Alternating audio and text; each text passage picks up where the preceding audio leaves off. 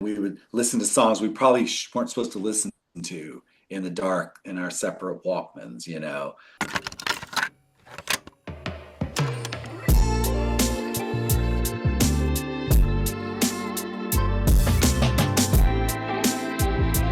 Hi, welcome to the guest list with Patrick Hicks. Today I am joined by actor, TikTok star Drew Talbert. Drew, thank you so much for being on the show. Hey, thank you for having me. I'm Yeah. excited. So I've been a huge fan of yours for a long time. You're the creator of Bistro Huddy, which is like the best show that's you can't watch anywhere but TikTok. Or I don't know, or can you watch it on YouTube and other Yeah, places? yeah, we put the same stuff on YouTube, Instagram, and Okay. Facebook. So For my dad, he'll want to know that he can watch on YouTube. But yeah. I watch on TikTok and it's like my favorite show. I watch every episode. Tell Cool. me a little bit about how you got started making a show set in a restaurant starring only you in different wigs for social media. Yeah, so my wife is the co-creator. She and I write all these together. She's the unseen person behind it with me. I know exactly how that We is. Yeah. met. Yeah. My Do you wife have is, someone in your life? Okay. yeah, my wife Yeah, is yeah. definitely the brains behind everything I do. And just weirdly, I ended up the face of it, but we're Okay. very much equal partners. Very cool. Well, it's been a big blessing. We met working in a restaurant. I spent over 2 decades as a server, and so we have a lot of collective experience in that. And COVID hit, the restaurant shut down I was working at, and I was also teaching improv at the Groundlings, which is Hmm. in Los Angeles. It's Yeah. where a lot of amazing comedians have come out of. Your viewers might know like Will Ferrell, Melissa McCarthy, Kristen Wiig, to name a few. Sure. Phil Hartman. Bill Hartman. I loved it because when I was studying there and I made their Sunday company, we'd be writing sketches up in this one little room, and there was a framed drawing that Phil Hartman had done that they had framed there. It's just like right there while you're writing. So cool. Pat Morita. Oh, really? Do you know yeah. And From Phil Karate and Kid? then Pee Wee Herman was created as a character there at I just Groundlings. watched his doc like not too long ago, and I did not realize the connections he had to the Groundlings. But Very heavy on the Groundlings on that doc. yeah, what brought you there? So I moved out from Nashville, Tennessee after college to LA, and I wanted to be an auteur at the time. You got to go back to like the early 2000s. It's like everybody wanted to be the next Coen brothers, and Yeah, Quentin Tarantino, and so that's what I fancied myself. And I was going to focus on the writing at first, and start working as a PA on films, you know. And I did some of that. I worked at Paramount for a producer too, and but I let go of performing, which was my kind of first love back when I was younger. And then I saw a show at the Groundlings where Melissa McCarthy was in the cast, and lost my mind. I was like, not only is this the funniest thing I've ever seen, it's also the characters. It's that's their style there. They teach improv, but they teach you how to create characters and play believable but hilarious characters. And they do get into the wigs and stuff like that on their written shows. And so I signed up for a class the next day and, made it all the way through their Sunday company. After that, they have the main company I did not get into, but I was able to teach there for years and kind of became a little home base. And yeah, it's also when everything shut down, I started making little TikToks, and I would use the wigs and my character background for that. And then the one that really took off was a restaurant sketch. And so we just, I leaned into that. And then my wife later came on board to start kind of writing them with me because it slowly went from just unconnected restaurant relatable bits to more of a cohesive, as you put it. It's like a sitcom now set in a restaurant with 1.5 minute episodes where one guy plays all the characters. right. Yeah. Yeah, I mean, there's very developed characters, and it also is weird is I don't see it anymore as one person playing all the characters. I'm like, yes, I know who this person is. I know. Right.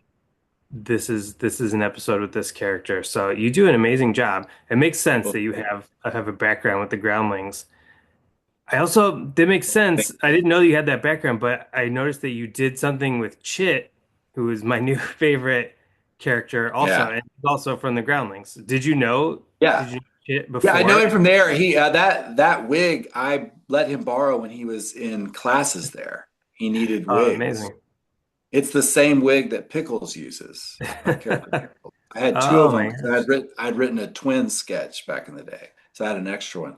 But that's yeah, it's a weird coincidence. Yeah, that's so But my funny. wife knew him before that, so my wife cast him in something she produced back when he Oh, was born, okay. and so she became friends with him through that, and they stayed friends.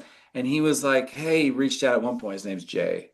Yeah. He's like, the wait times for Groundlings classes when you get to the upper levels can be very long and you get frustrated. You're like, how long am I waiting? And he was like, is this worth the wait? And we had lunch with him once. And we're like, you should stick with it. You have what they like. You have the thing. And I mean, it speaks for himself. He's amazing. I actually, speaking of wigs, I got a wig. I was gonna maybe just start the video in a wig because Oh, yes. That I backwards? tried to, I think it was Hey, that's backwards. good. I tried to Yeah. match like my shirt usually with like a band that I know somebody likes, but with a food guy, I was like, let me do a food shirt. But then I was like, you know what? He's so synonymous with wigs. My daughter's got this for me for my birthday, or no, for Father's Day this year, because they said, Dad, you always like wish you had long hair like us, and so we got you this wig. But It's it very doesn't really nice. It match. looks Doesn't really match the beard, so I don't know it's true, if but I'll but it's good. It's a good option. All right, so let's talk a little bit about music. Do you have a song that you associate with your childhood growing up in Nashville?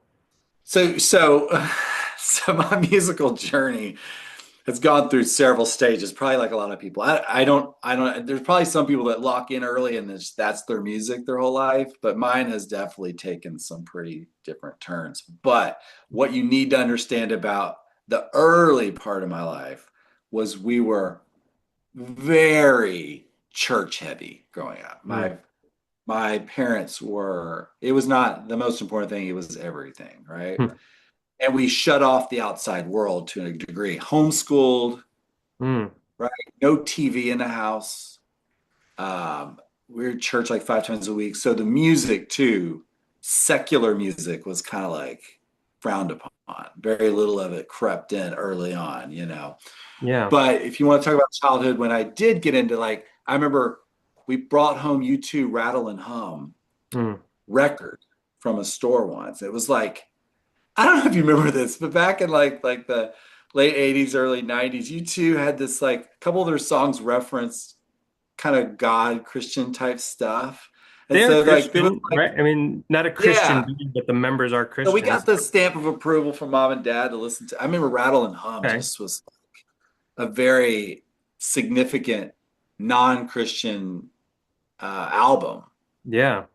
to me growing up. So that whole album, I would say, really kind of stand. I don't really single out a song, and so U2 became like a big band for me when I got into my preteens and early teens.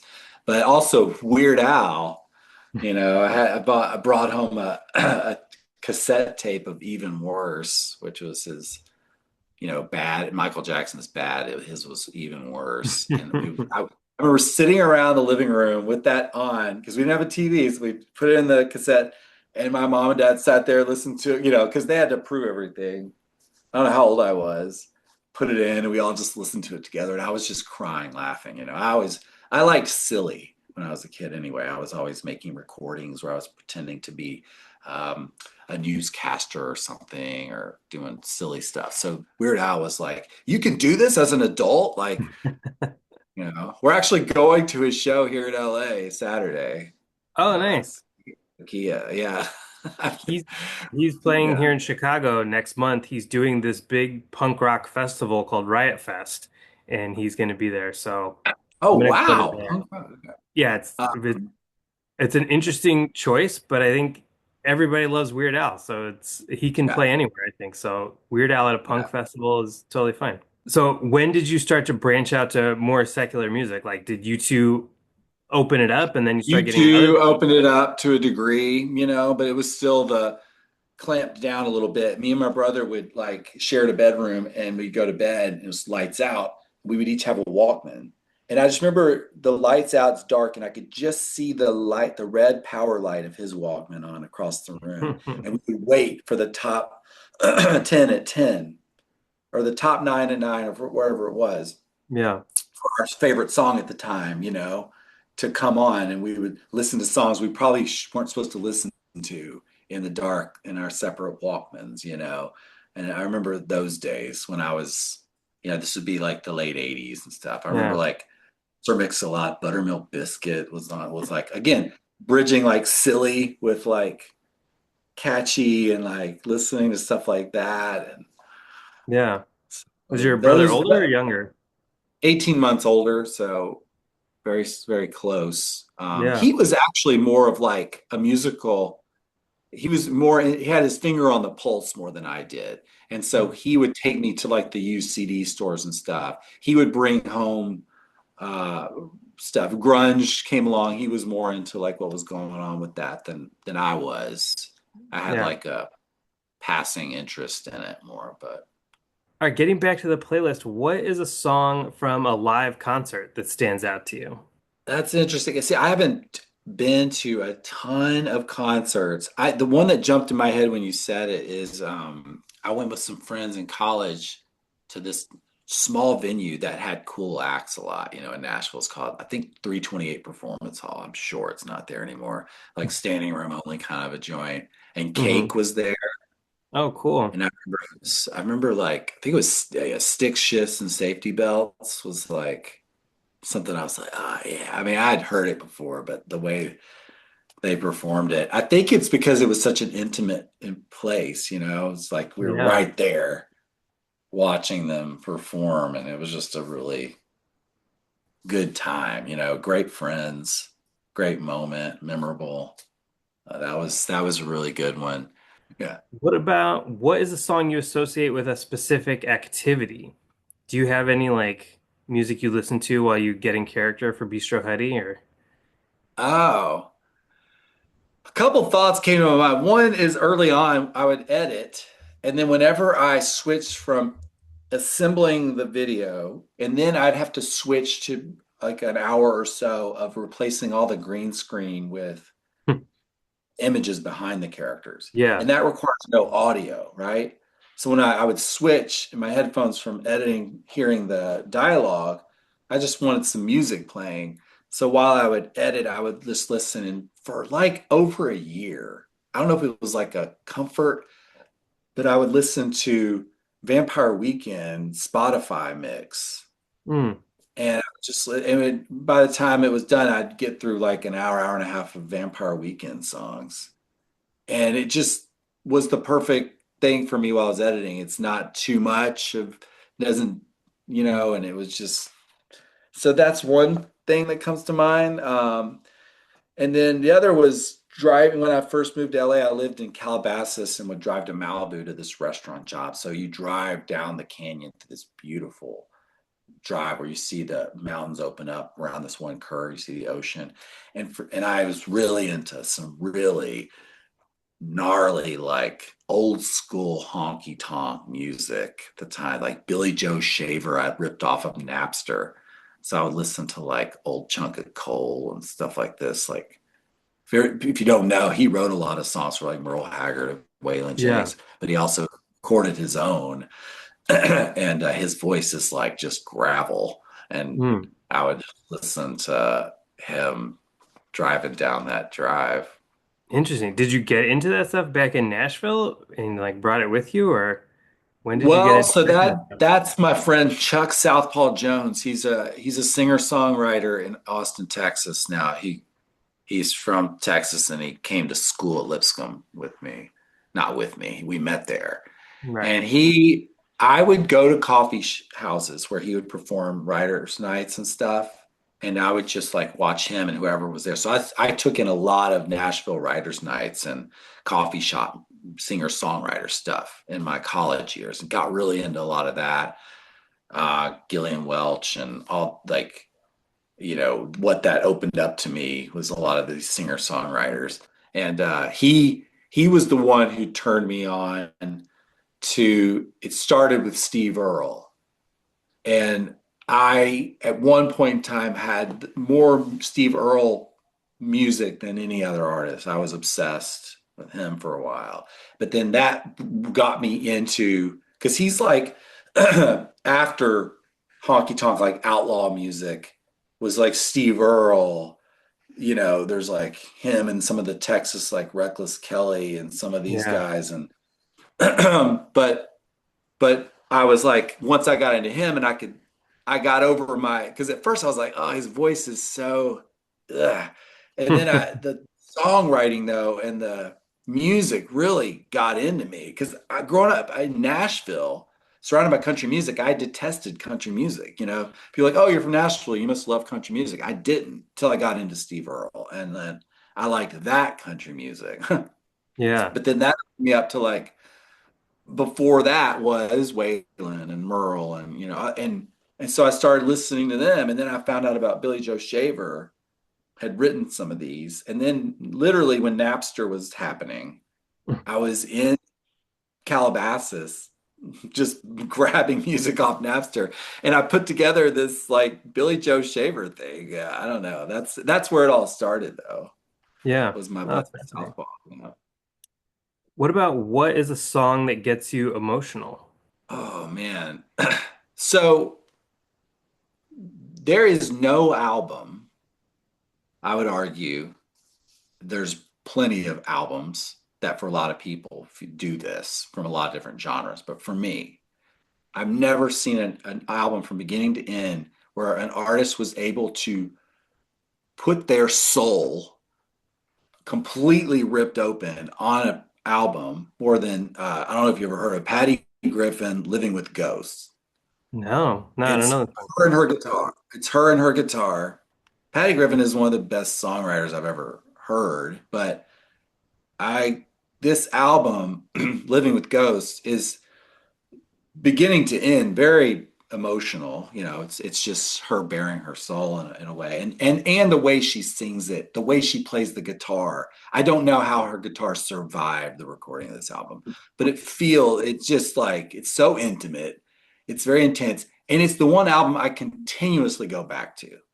Every little while, I go off on these kind of tangents musically. I always come back Hmm. to her album and other albums, but that one. And there's one on there called Poor Man's House that for some reason, every time I listen to it, I do get emotional. And I wasn't poor. We were lower middle class, but they put us in this church where there was a lot of kids that were a lot better off. And Hmm. I found myself in situations a lot where I was always the kid who didn't have the nicest clothes or this and that. And I just felt this embarrassment about it. I don't know why. I'm sure some people can relate. Yeah. And there's something about that song that's kind of what it's about, but in a much starker way. Right. But every time I hear it, I just get emotional with that song. Yeah. I mean, usually the songs that make me emotional it's not like a one to one where I relate exactly to what they're talking about, but it's like, I relate to some aspect of it, or they just make me feel what they were going through, even if it's not something I personally went through. Those will get me Yeah, too. Yeah. yeah. There's another one, Mad Mission, on there. It's more about, I like you just said, I don't completely understand it. I just know what it feels like to me is about Hmm. that thing that some of us have where we just go out in life when we're trying to shoot for the moon. Like to move to LA and try to make it as an actor writer is a little bit insane.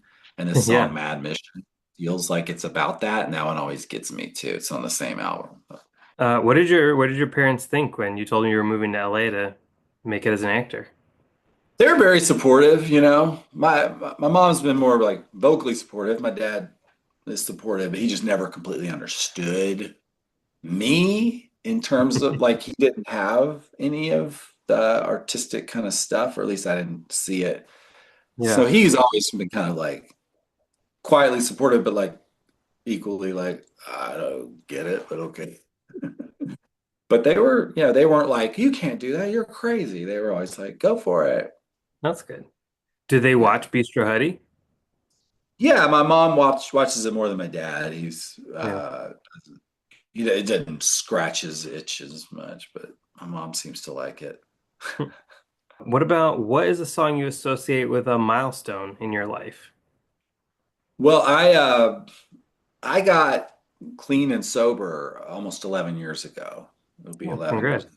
Oh, Yeah. And so that was big. And I just remember if anybody has been through addiction, particularly drug addiction, when you get clean, there's something they call the pink cloud, it's called, where once you get past like a week or so and you actually can stay clean, you get this euphoric feeling you kind of walk around with for several days, up to a week or so, hmm.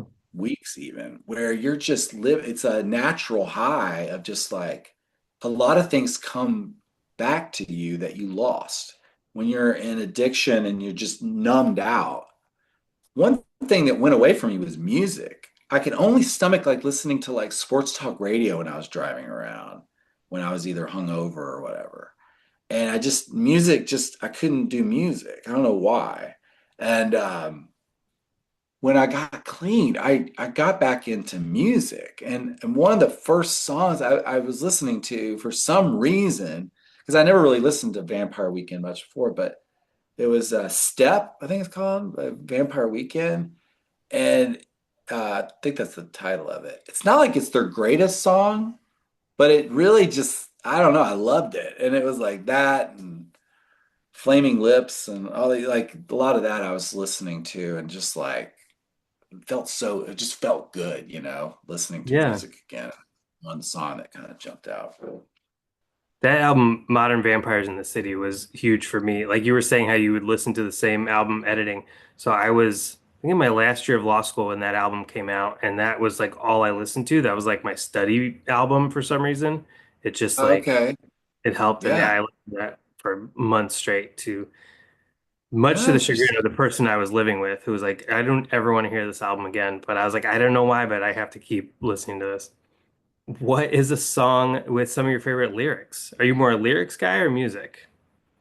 probably it's a mix of both, Yeah. but music was definitely is what brings me in. But I do appreciate, like I said, I like all those singer-songwriters. But oh, I mentioned Gillian Welch Mm. before, and she has a song which it just keeps getting more and more timely every time I hear it. But I think it's called Do It Anyway." I think that's the title. Sometimes I'm foggy about the titles, but it goes like everything is free now. That's what they say. Everything I've ever done, gonna give it away. Someone hit the big score. They figured it out that we're gonna do it anyway, even if it doesn't pay.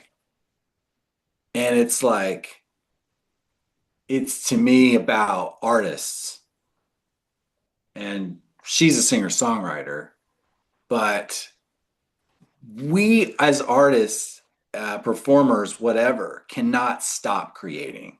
It's in our bones. And unfortunately, yeah, there's these other people, they're not so creative, but they're very greedy and whatever you want to call that group that figure it out. They always do. That history is just them figuring out how to use artists. And in the best of times, it's very mutually beneficial, right? And in the worst of times, it gets out of whack, where the artists get kind of screwed over a lot. I use Spotify, but like you hear a lot of complaints from artists about what that's done to music. Yeah.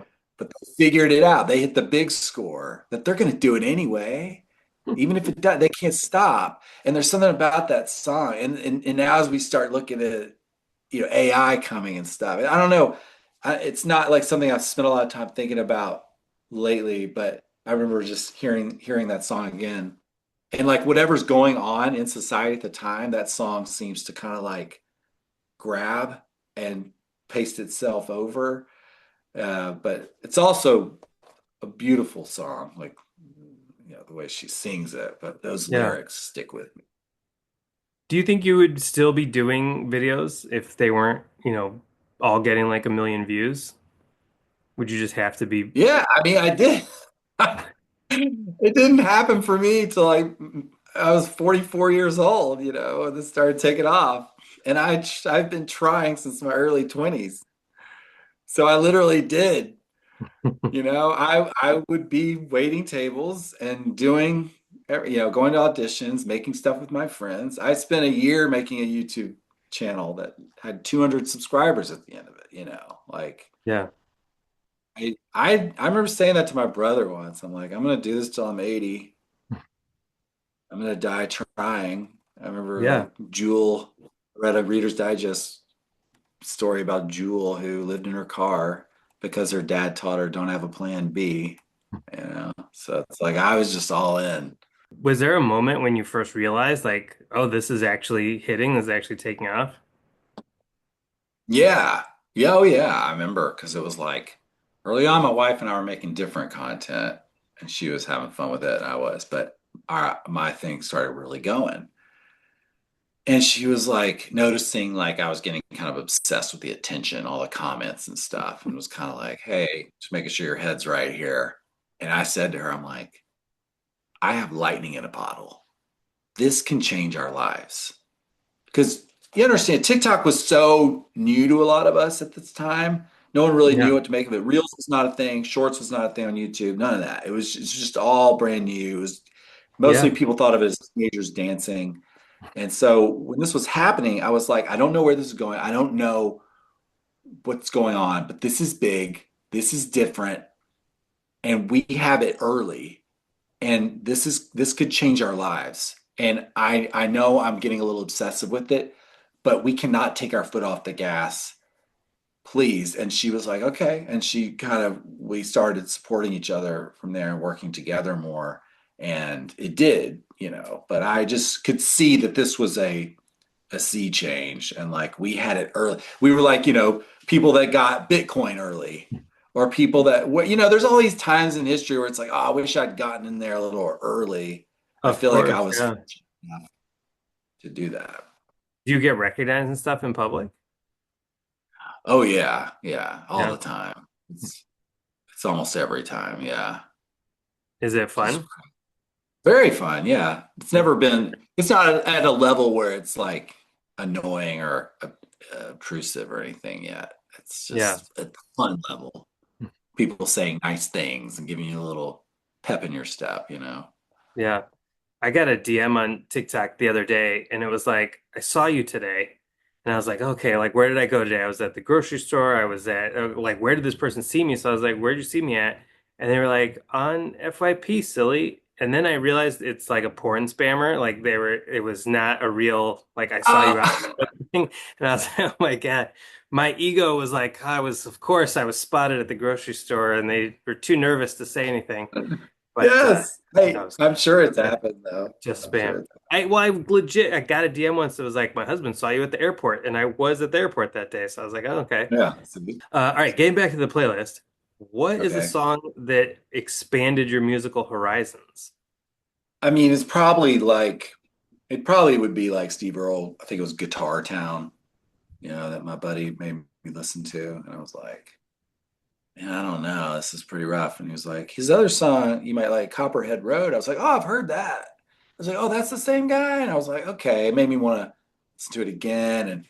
And it just got into me. And that was the beginning of shifting to for a good decade of getting into that kind of like outlaw Yeah. Texas country, like kind of Steve Earle thing. So that song probably. All right, you've mentioned this person who like turned you on to this music. Do you have a song that you love that somebody else introduced you to? If not that guy, but somebody else? I'm sure because I'll use this as a chance to talk about something my brother-in-law and I do, and now my friend Kevin's joining us, but which I think could be my great contribution to music or friendship. Let me Okay. just tell you, I'll try to tell you quickly. This is what we've been doing for almost a decade now, we like to go to Vegas, right? Maybe for a while, it was like when my buddy Kevin and I lived in Calabasas, we'd go like 3 or 4 times a year back in the day, like in the early 2000s. But now we're all married, kids and stuff, maybe once a year. So for about 2 months before the trip, we plan the trip. We create a Spotify playlist that we all can contribute to. And the rules are this: you put in, starting 2 months before on a certain date, you can start adding songs. Everybody adds songs, and it blows up to about 50 to say 70 songs, right? And then about 3 weeks before the trip, we have a draft. So we've all been listening to each other's contributions and stuff.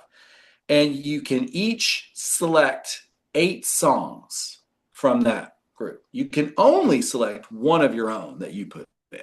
The rest have to be from your buddies. This is the greatest thing So I've we ever go heard. literally on Zoom and we take turns drafting like you would a football team. This is So my like dream. That's so cool. JK picks a song, then it's Daniel's turn. I'm taking blank. And I take, and then we go around until we have 24. And then you each get one veto, where you can veto one of the other's selections. So now you have 21, Blackjack 21 for your Vegas playlist of these 21 songs. And now you have 3 weeks to like all be listening. And by the time you show up for the trip, you're all synced up, you're all vibing with it. And Yeah. you have it. Like I still go back to one from 2014 I really like. I still go back to, there's 2022 is a great one. And also you have the big playlist too, the undraft, before the draft, which is Hmm. also great too. And any friend group can do this and you can have your own rules, but that's what we do. And and for us, what we're doing is like all of us have similar musical tastes. That's important. You can't really mix it with people that you don't like their music. And the other thing is what we try to do is find stuff we think the other ones maybe have not heard, right? Yeah. Yeah. So we're always throughout the year, we're like, oh, I might add that one. So that's something.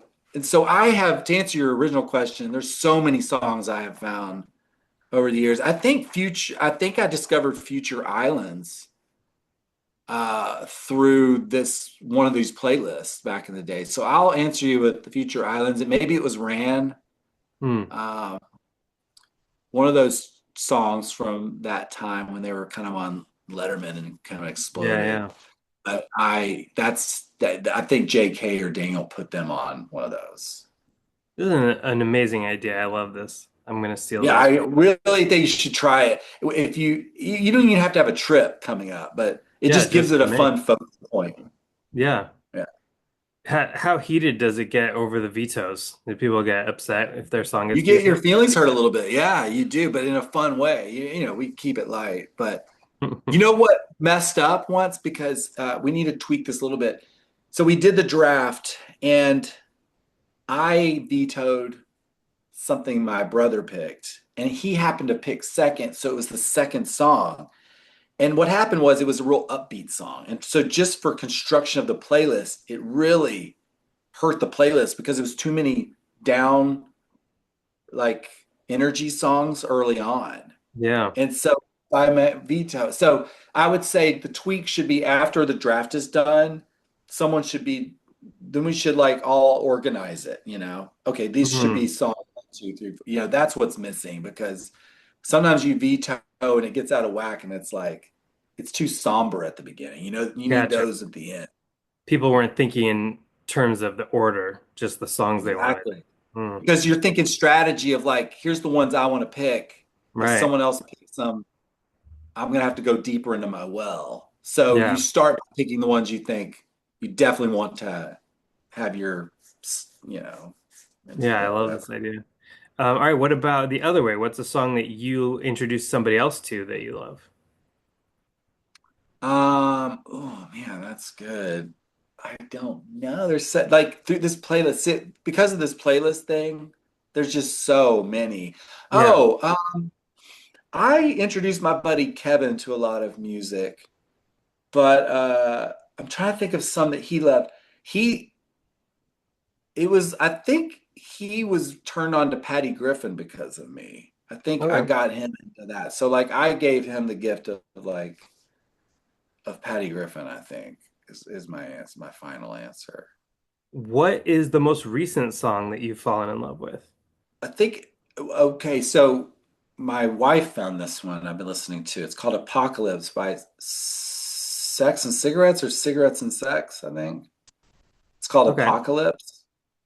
It's beautiful. And her voice, whoever I haven't done some research yet. I've just been like listening to it a lot, but Yeah. it's like, you know, it's got that smokery voice, you know, it's like real Hmm. sexy voice, real brooding, just like big, you know, atmospheric sounds. It's like it's just kind of like, yeah. Where did your wife find it? Do you know? Or So where did she she and I find both your keep music? finding songs on TikTok, you know. I have Yeah. like even a playlist I keep called Found on TikTok, and I'll be scrolling. I'm like, oh man, and I'll go find it and I'll add it. I think she found it that way. Yeah. There's so much great music on TikTok. It's I found a lot of Yeah. bands from there, yeah. All right, speaking of TikTok, one bonus question. Let's say you could get a famous musician, or I guess they don't have to be famous. Let's say you could get a musician to be on Bistro Huddy, do a guest appearance and sing a song. What musician would you want to get? What would they sing? Oh man. I know you don't really have Any? guests, but yeah, anybody you want. Oh my God, that's such a great. Oh, there's so many. Who would I get? Because now I'm thinking not just who would I love, but like who would fit the Yeah. vibe. You know, I feel like maybe like Chapel Roan. I do like her music, right? A Yeah. lot. Like I think she's great. But we have this huge audience of lesbians because there's two characters that have this like will they won't they relationship going Hmm. on. It's Ruby the female chef and Nicole the female server, and they made Yeah. out at a holiday Christmas party when Nicole's a little tipsy, and now it's like there's art, like there's other users on TikTok who do like art based off the most recent, they call it Ruby Cole, you know? So like I'd want to feed Ruby Cole with a guest that would like get them going. I don't know if she's the one. I just like her music, so that she popped in my head, you know. Oh, that would be amazing. Yeah. But yeah, I think that would be killer. There's oh my gosh, there's so many. I'd have to think about this a long time. Just pick one. Oh, Was it'd be it? tough. You got like Red Wine Supernova. It's kind of bistro Yeah. themed song. Could be a good Oh one. yeah. Yeah, there you go. All right, I want that to happen so bad now. That's the perfect choice. Yeah. Uh, Or Billie Eilish. But her mom was a groundling. Do you know that? yeah, Maggie. well, Maggie yeah, her, and her mom Maggie was a groundling and taught. So like I'd be at oh, teachers really? meetings at the groundlings with Maggie over there. I didn't Oh, wow, so you know I don't know if she know who I am. Like she her. was I've been there a while. She didn't teach as much. So Yeah. I've met but Billie Eilish would be perfect because of everything I just said, but also she's got to have a little of that character. Like, can you imagine Billie doing it and actually agreeing to do a character? Yeah, I could picture it. I feel like she'd be one of the cooks, maybe. I feel like that'd be her Oh my vibe. God, she's so great. Like she's training and Ruby has to train her and Ruby's like falling in love. She I can't love even it. train her. Yeah. Let's make it happen, Billie. Drew, thank you so much. This was amazing. Do you have anything to promote right now? I have a Patreon and it's doing really well. We do an extra video every week, plus a live stream once a month, plus an Andrea Ask where my wife interviews a character. So you get all that every month for $5, and it's also you have over 2 years of content you get now that others paved the way for. But it gets more into lore. We just did one posted yesterday on Monday where it was like Nicole's first day after she was hired. So you get like Oh, backstory. You flashback see her. episode. Yeah, you get way more Ruby Cole, all this stuff. Like, so we put a lot into it, and it's something we're really proud of. So I would encourage if you're really into the Bistro Huddy stuff and you didn't know about it and you have the money. I know a lot of people are struggling right now, but if you do have the $5, it's really fun. So All right, great. Thank you so much, Drew. thank you. It was great talking to you. You've heard the stories, now hear the songs. Go to wherever you listen to music, Spotify, Apple Music, Tidal, and you can listen to today's guest's personalized playlist if you search for The Guest List with Patrick Hicks.